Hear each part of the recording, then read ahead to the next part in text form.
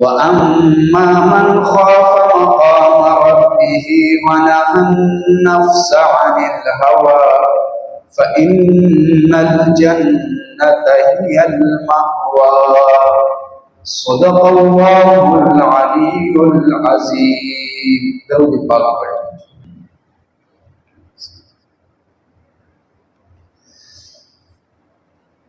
میرے محترم بزرگوں اور عزیز بھائیوں، میں نے آپ کے سامنے قرآن مجید کی آیت تلاوت کی ہے۔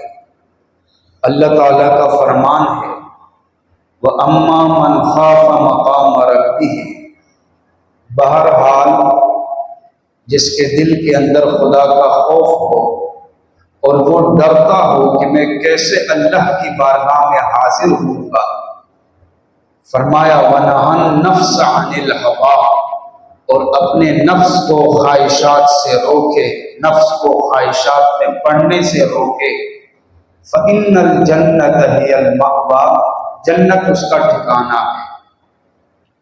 دیکھیں، دنیا کی زندگی چاہے جیسی بھی ہو یہ گزر جائے گی۔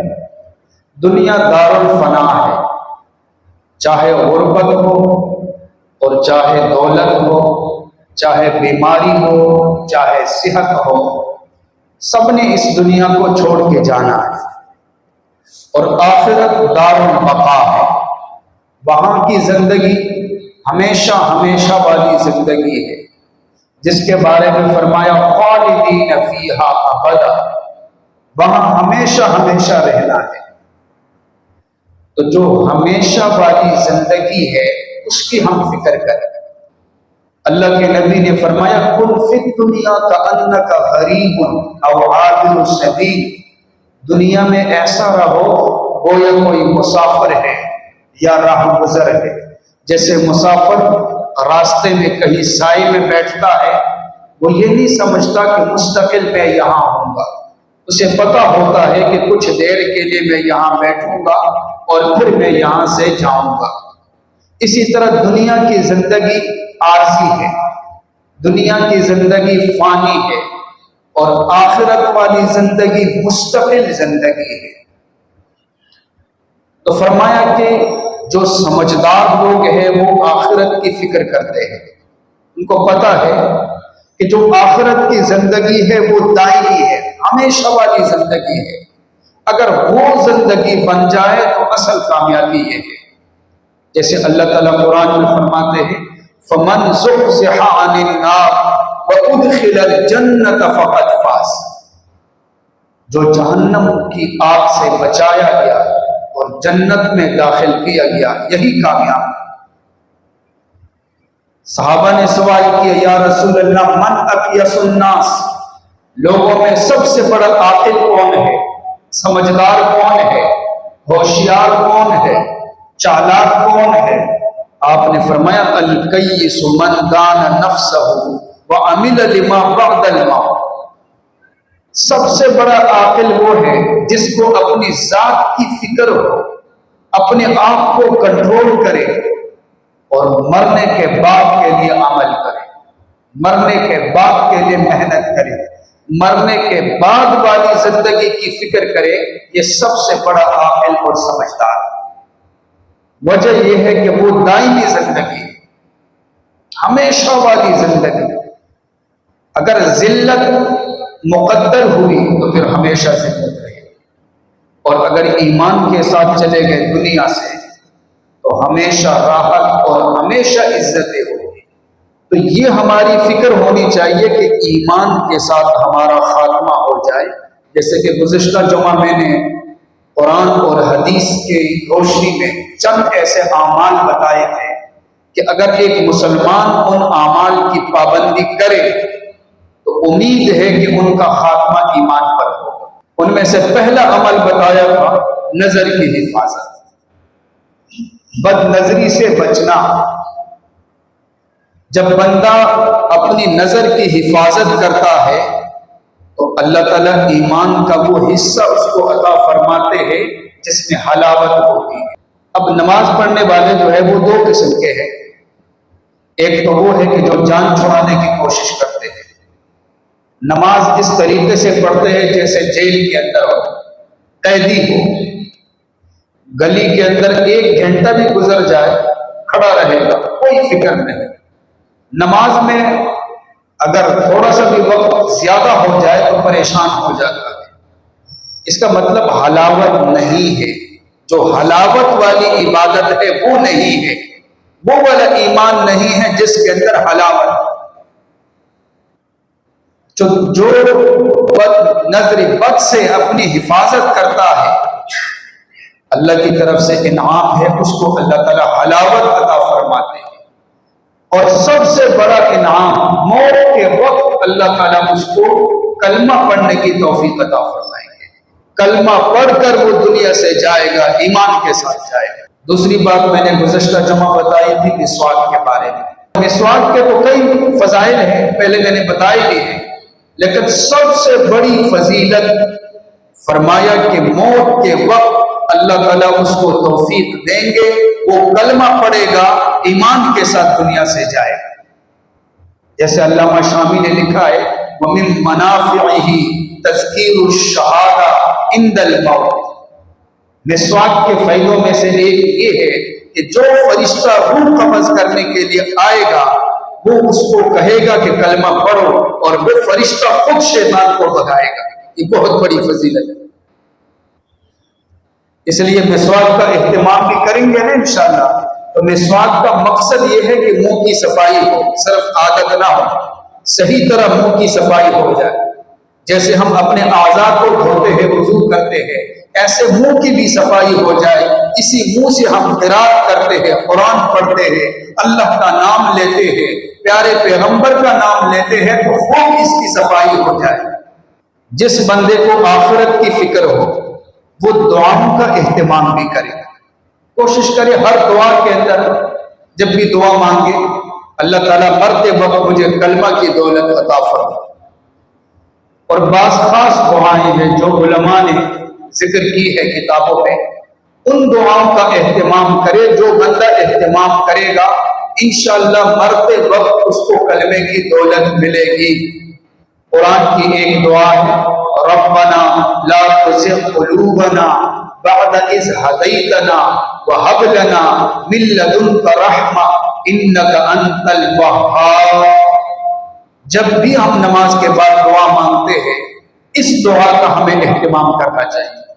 علماء نے لکھا ہے کہ جو پابندی سے یہ دعا پڑھتا ہے اللہ تعالیٰ مرتے وقت اس کو کلمہ کی دولت عطا فرمائیں گے۔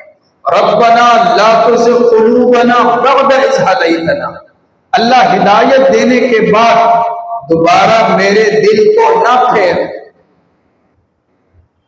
وہب لنا من لدنک رحمہ، اور اپنی طرف سے مجھے رحمت عطا فرما۔ یہ ہب لنا کا مطلب ہبہ فرما، اپنے فضل سے میرے لیے مجھے رحمت عطا فرما، اپنے کرم سے، مطلب میرے اعمال اس قابل نہیں کہ اس کے بدلے میں مجھے جنت مل جائے، میرے اعمال اس قابل نہیں کہ اس کے بدلے میں آپ کی رحمتیں مجھے مل جائے، لیکن آپ کا فضل تو بہت زیادہ ہے، آپ کی رحمتوں کی کوئی انتہا نہیں، آپ فضل فرما، کرم فرما اور مجھ پر رحم فرما، انک انت الوہاب۔ ایک تو اس دعا کو جس کو یاد نہیں ہے وہ یہ دعا یاد کرے۔ دنیا کی زندگی تو فانی ہے، پتہ نہیں کس وقت مرنا ہے، ہم خود ہی جنازے اٹھاتے ہیں، بچوں کے بھی، جوانوں کے بھی، بوڑھوں کے بھی۔ تو آخرت کی فکر سمجھدار وہ ہے جو اس کو سامنے رکھے آخرت۔ دوسری دعا ہے حضرت یوسف علیہ السلام نے یہ دعا مانگی تھی فاطر السماوات والارض انت ولی فی الدنیا والآخرہ توفنی مسلما والحقنی بالصالحین۔ زمین و آسمان کو پیدا کرنے والی ذات اللہ کی ذات ہے، انت ولی، آپ میرے رفیق ہیں، فی الدنیا والآخرہ، دنیا کے اندر بھی اور آخرت کے اندر بھی، توفنی مسلما، اللہ اسلام کی حالت میں موت عطا فرما اور نیک بندوں میں ہمیں شامل فرما دے۔ ایک اس دعا کو یاد کریں، فاطر السماوات والارض انت ولی فی الدنیا والآخرہ توفنی مسلما والحقنی بالصالحین۔ اور احادیث کے اندر کئی دعاؤں کا ذکر ہے، ایک دعا میں بتا دیتا ہوں، اللہم احسن عاقبتنا فی الامور کلہا واجرنا من خزی الدنیا وعذاب الآخرہ۔ جو بندہ اس دعا کا اہتمام کرتا ہے، علماء نے لکھا ہے کہ اس کا سب سے بڑا انعام اللہ تعالیٰ اس کو مرتے وقت کلمہ کی دولت عطا فرمائے گا۔ اللہم احسن عاقبتنا فی الامور کلہا، اللہ میرے تمام کاموں کا انجام بہتر فرما۔ دنیا کے کام بھی آ گئے، آخرت کے کام بھی آ گئے، دنیا کے کاموں کا انجام بھی بہتر فرما اور آخرت کی بھی جو ہم نیک اعمال کرتے ہیں۔ وَأَجِرْنَا مِنْ خِزْيِ الدُّنْيَا، اللہ دنیا کی رسوائی سے میری حفاظت فرما، جہنم کے عذاب سے میری حفاظت فرما۔ ان دعاؤں کو یاد کریں گے نا انشاءاللہ۔ دو دعائیں جو ہے وہ قرآن سے ہے اور ایک دعا احادیث سے ہے، ان دعاؤں کا انشاءاللہ اہتمام کریں گے، یہی آخرت کی فکر ہے۔ علماء نے لکھا ہے جو بندہ صدقہ دیتا ہے، غریبوں کا خیال کرتا ہے، غریبوں کے لیے سہارا بنتا ہے، مرتے وقت اللہ تعالیٰ اس کو کلمے کی دولت عطا فرمائیں گے۔ وہ ایک لمبی حدیث ہے، اللہ کے نبی نے فرمایا کہ قیامت کے دن اللہ تعالیٰ کے عرش کے سایہ کے علاوہ کوئی سایہ نہیں ہوگا، اور 7 قسم کے لوگ ایسے ہیں جن کو عرش کے سائے میں جگہ ملے گی۔ جب حشر کے میدان میں لوگ پریشان ہوں گے، سورج قریب ہوگا، گرمی ہوگی، تپش ہوگی، تو ایسے نیکبخت لوگ بھی ہوں گے جن کو عرش کے سائے میں جگہ ملے گی۔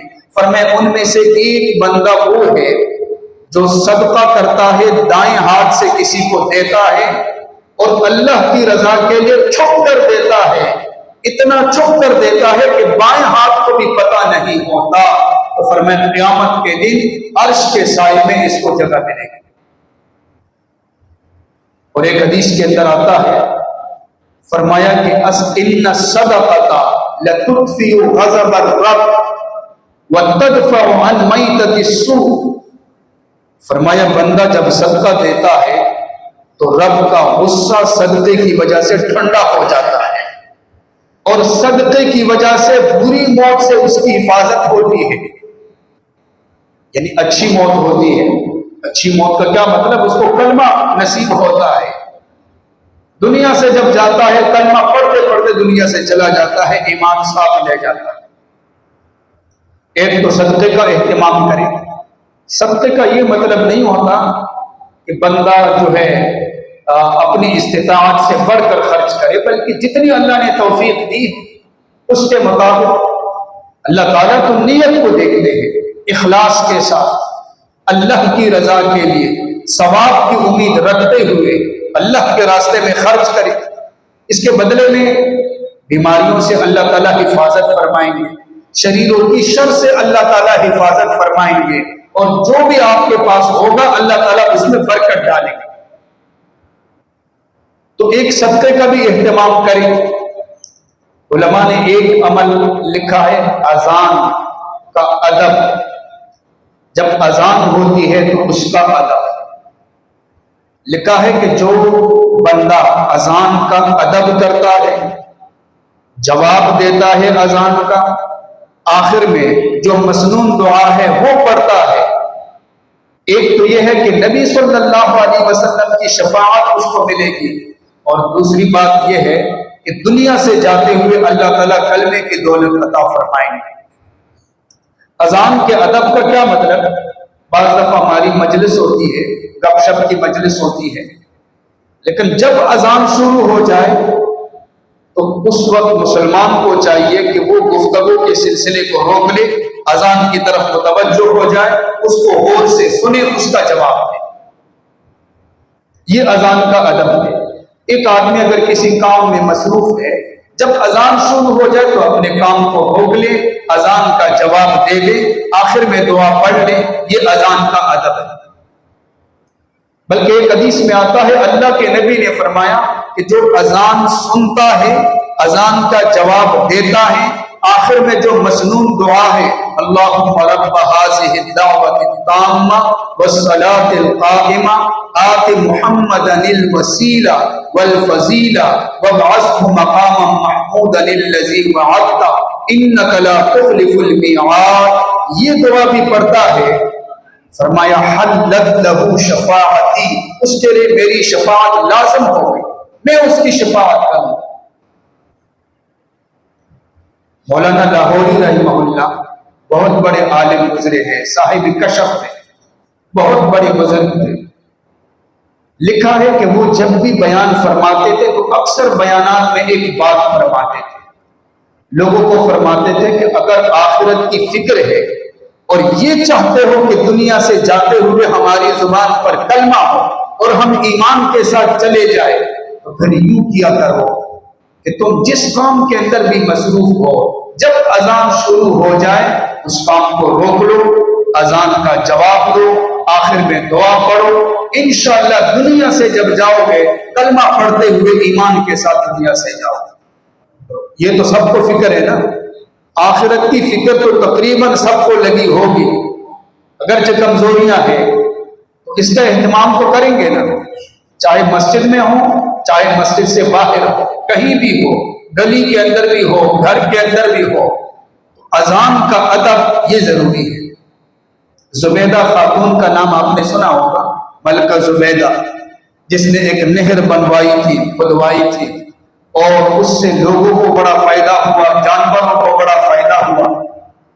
جب وہ فوت ہو گئی، بادشاہ کی بیوی تھی، جب فوت ہو گئی تو کسی نے خواب میں دیکھا، کہا کہ کیا ہوا؟ اس نے کہا کہ معافی کا معاملہ ہو گیا، میری مغفرت ہو گئی. تو اس نے بتایا جس نے دیکھا تھا کہ معافی ہونا تھا، آپ نے تو بڑا کام کیا، لوگوں کو بڑا فائدہ پہنچایا، نہر کھدوائی، لوگ اس سے پانی پیتے رہے، جانور اس سے پانی پیتے رہے، پرندے پانی پیتے رہے، آپ نے تو بڑا کام کیا تھا. انہوں نے کہا نہیں، اس کی وجہ سے میری مغفرت نہیں ہوئی، بلکہ ایک چھوٹے سے عمل کی وجہ سے میری مغفرت ہو گئی. وہ عمل یہ ہے کہ ایک دفعہ میں گھر میں بیٹھی ہوئی تھی، مجھے بھوک لگی ہوئی تھی. جب کھانا میرے سامنے لایا گیا میں نے لقمہ اٹھایا، اتنے میں اذان کی آواز آ گئی، اللہ اکبر. میں نے لقمہ واپس رکھا اور سر پر دوپٹہ درست کیا، اذان کا جواب دیا. اس عمل کی وجہ سے اللہ تعالیٰ نے مجھے معاف فرما دیا کہ تو نے میرے نام کا ادب کیا. اللہ اکبر، اللہ سب سے بڑا ہے، تو نے میرے نام کا ادب کیا، لہذا میں نے تیرے گناہوں کو معاف کیا. اس کا اہتمام کریں گے نا انشاءاللہ. اذان کا جواب، دعاؤں کا اہتمام. ایک اور بھی عمل ہے، عمل تو کئی ہے، قرآن اور حدیث کے اندر ایک اور عمل کا ذکر ہے کہ اگر ایک بندے کے اندر وہ عمل پایا جائے، وہ خوبی موجود ہو تو یقیناً دنیا سے جب جائے گا کلمے کے ساتھ جائے گا. وہ اللہ کا خوف ہے.